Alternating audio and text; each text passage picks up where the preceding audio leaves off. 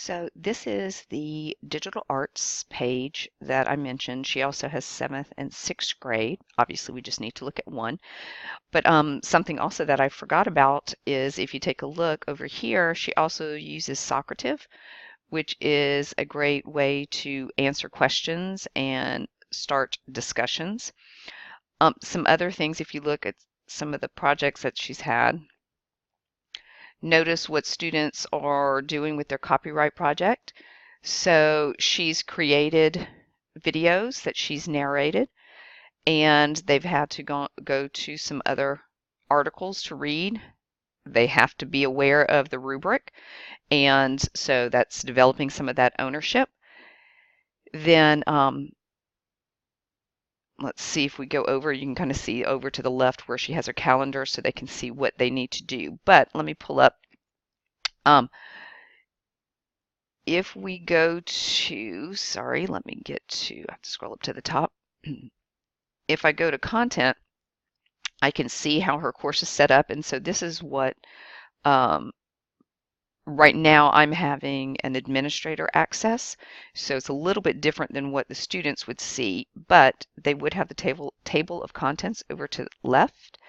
So let's take a look at Unit 1. So if you notice, just here are some things that that she has. So she explains how to use her Google document to answer the questions, to include notes. They're using Dropboxes similar to what you do in this course. And so again, these are middle schoolers who are doing the equivalent of the turning in and the work that we're asking you to do as graduate students.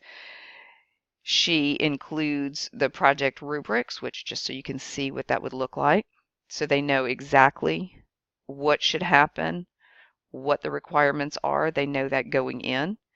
And you can see where using the elements and principles of art, those are specific to the standards that our art teachers are required to use. And let me come down here. Notice she includes vocabulary. She has a test study guide. They go through, use Kahoot as another technology application for review. And let me scroll down. Here's where they learn to give and receive feedback, which that's one of the things that many of you have been discussing about as one of the 21st century skills. And so here she has a specific, it takes a while to load from this view, but so students learn about giving and receiving feedback. And so here's where she's giving, here's what you need, the questions that you need to ask yourself. This is what meaningful feedback. It's not simply you did a good job or I like it. So you can see where examples have to be given, where they have to apply the art principles to what they're doing. So here's where they're interpreting and they're making decisions. So I'm going to scroll back up and I want you to take a look at, so first she starts with describing, then she moves to analysis, then she moves to interpreting, and then she moves to making decisions. So you can see how in terms of levels of rigor, depth of knowledge, how those improve. So here she shows what an example would look like. So students have an idea of what that means and what it should be.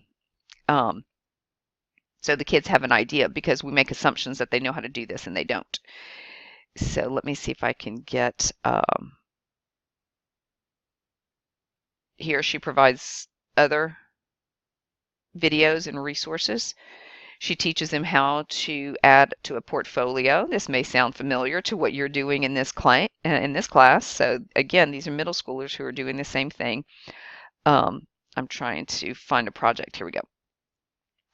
So here she has given the rubric, and take a look where the students are going to go in, and this is what they do, where they have to create a collage overlapping the images. So students are allowed to bring in images of their own, or they have to use, if there's specific ones that she's required, if it's related to a specific artist. So let's take a look at, just to give you an idea of what kids are able to create. So this is an 8th grader who may or may not have had any experience with Photoshop at the start of this class. And you can see where they've taken images and learned to overlap them. So again, just because as adults, if we might be limited in what we're able to do, doesn't mean the students are. They're very tech savvy. So let me give you, find another example. So let's see for Unit 3. So again, you can see where they're having notes, they're having the rubrics, tutorials, and here they were creating logos and learning how to brand and how logos tell us information about a particular business and how that communicates information. In any case, hopefully you are understanding just how getting some ideas of what it could look like in ways to use technology. And I wish I had access to the students' work to give you some more examples, but I think you get the idea of how this teacher is using traditional art standards, but applying it completely through technology.